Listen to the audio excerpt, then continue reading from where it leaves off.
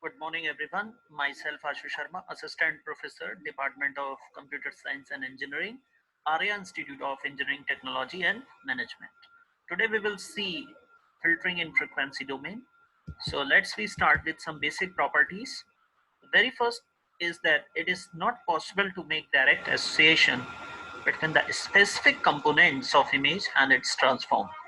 So when we talk about the direct association, whenever we apply any transform, like suppose that frequency domain, that Fourier transform we are going to apply, and that we can say about the image. So it is not possible to make that direct association with the specific components of image and its transform.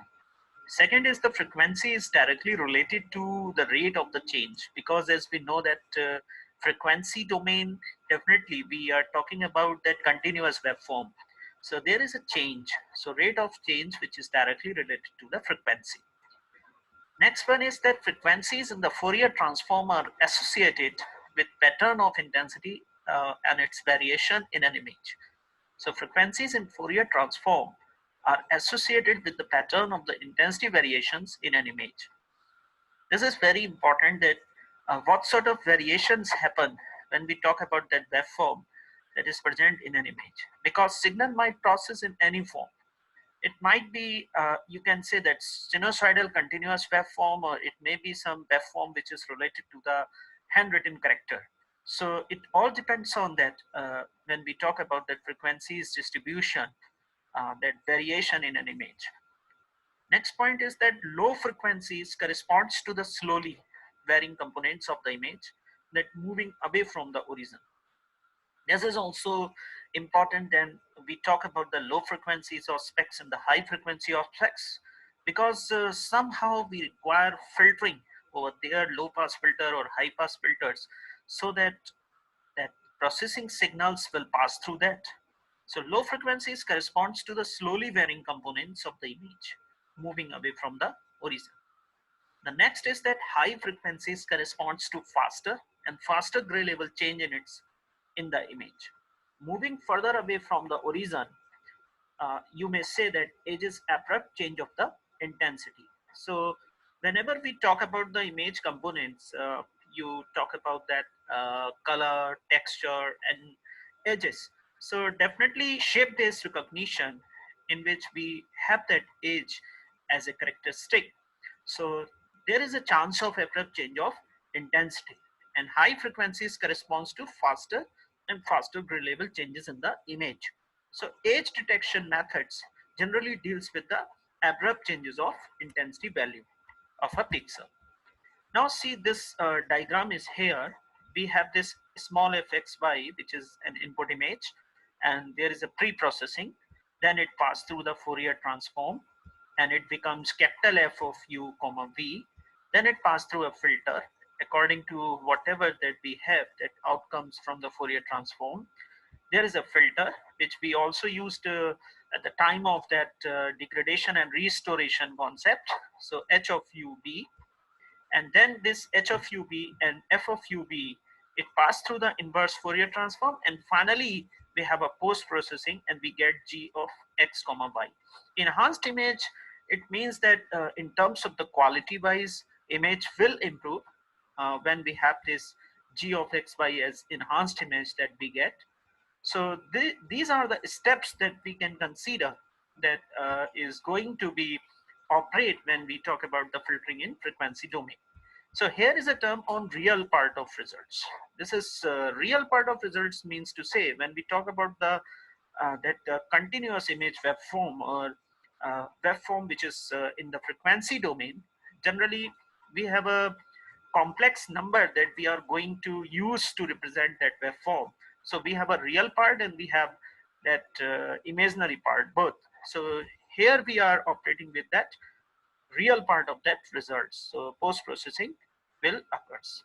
Here we have this expression g of ub is equals to h of ub f of ub, and then filtered image. Here is this symbol xi inverse, that is the function of g u comma v. So this is that we have this expression once these steps are going to be operate in the frequency domain. Now multiply the input image by -1 raised to power x plus y to center the transform. There are certain that steps that we follow in the frequency domain during that filtering.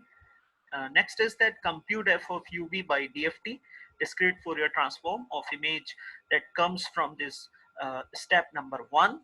Then multiply this fub by a filter function hub.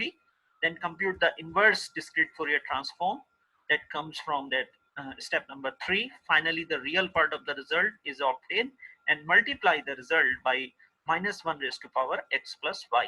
So these are the steps that is we saw here in this diagram. It is very much this is similar as this diagram is suggesting us about how this process that input image to that enhancement, that enhanced image through this Fourier transform and that filtering operation. And after that, in follow-up, we have inverse Fourier transform and post-processing on the real part of that outcome. So finally, this is the way that we can process that image, and we go through this Fourier transform that operations. Now see basics of filterings in frequency domain. There are certain points which is important, that multiplication of H and F, which we say that is the filtering at this step, that is the filter function h of ub and Fourier transform f of ub, involves 2D functions and is defined by elements to element spaces, first element of h with first element of f, and so on. So that is element by element that operations will happen, that multiplication that will happen elements by elements, first element of h with first element of f, because this is the 2D. So definitely it's a matrix structure. In general, components of F are complex quantities, as I said earlier. However, components of H are real quantities. So this is also important, that in F we have real part as well as imaginary part both, and here in H we have only real parts. Each component of H multiplies both real and imaginary part of the corresponding components of capital F, which is a complex quantity. So real part of H, function H, which is a 2D function, that definitely multiply with both real and imaginary part of the corresponding component of F. Such filters are called zero phase shift filters and do not change phase of the transform.